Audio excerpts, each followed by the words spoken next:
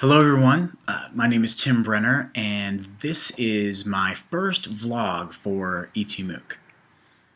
What I'm going to do with this vlog is I wanted to talk about Doug Bestow's, I hope I'm saying that right, 8 digital literacies. I'm not going to go over all of them, but I did want to touch on 3 that I felt like were important, and as well as add a 4th I feel like is equally as important. But before I do that, I kind of wanted to say both introduce myself by pointing out my blog, post, Be the MOOC, See the MOOC, and my Twitter feed. I'm doing this for a specific reason, because I feel like digital literacies are important for individuals to have a sense of I. How they're navigating it, how they're figuring things out, and how and where they sit in the online world. For them to truly have a good experience and be able to navigate the world, I think a blog and Twitter are good examples of, like, this is who I am. This is my world in the vast world that exists out there. So anyway, I'd like to move on to the first topic that I felt like was really interesting, which was communication.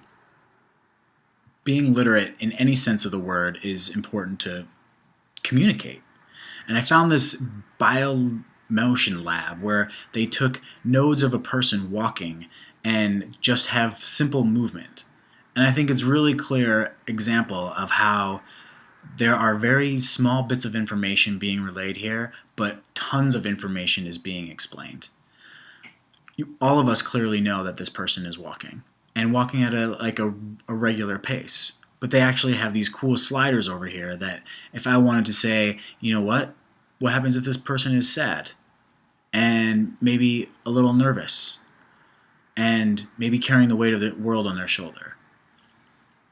You can tell that the way the dots are moving, that this person is having something going on. Something is contributing to the way that they move and the way that they navigate. So I think it's a really interesting example of how not a whole lot of information can actually explain tons of information. Next is confidence. And I find confidence to be extremely important for navigating the online world. It has been for me. So what I kind of wanted to do was, I'm a visual person, so I'm just going to type in confidence and see what comes up in an image search. There are a lot of different examples of confidence, but actually this one looks good. This is a good example. And we've touched on this throughout the course, that being able to make that jump. And I don't think we can overestimate that or overlook how important it is for one's own confidence that can get in the way or help them move forward and to make that jump, especially in the digital world. Next, I want to talk about the cognitive nature of digital literacies. One thing that I've been doing in this class is I have a UMass Boston subgroup that 6 of us are kind of navigating and trying to figure out what this ETMOOC is all about. I don't think I would have been able to really pick up the important topics and navigate where the Twitter chat is and what the best Blackboard session was without the help of these people. We've been able to cast a wider net, and it's really been a chance for us to jump into a digital space like ETMOOC and then step back and reflect. And I think that's what cognitive is all about. Being able to figure out who we are, where we sit, where we stand, and then step back and be like, what's going on? And that's the cognitive nature, knowing what we're learning, knowing what's going on. And finally, the one that I wanted to add that hasn't been mentioned is time. A lot of talk has been put out there about the difference between a digital native and a digital immigrant.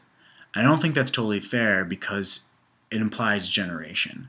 And I don't think digital literacies fall under generational categories.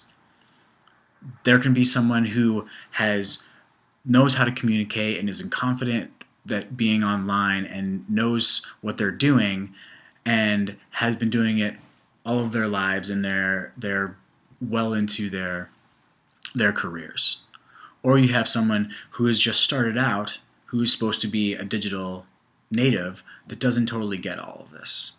So I don't think it's fair to say to put these people into these categories, but I do think it's fair to say that the amount of time one puts in makes a big difference. So anyway, that's my first vlog post for ETMOOC. I wanted to touch on those digital literacy topics that we've been discussing over the past 2 weeks and kind of just give you my take. I'd love to hear from you if you want to do a Twitter chat or comment on my blog, and I hope that we can continue to learn from each other.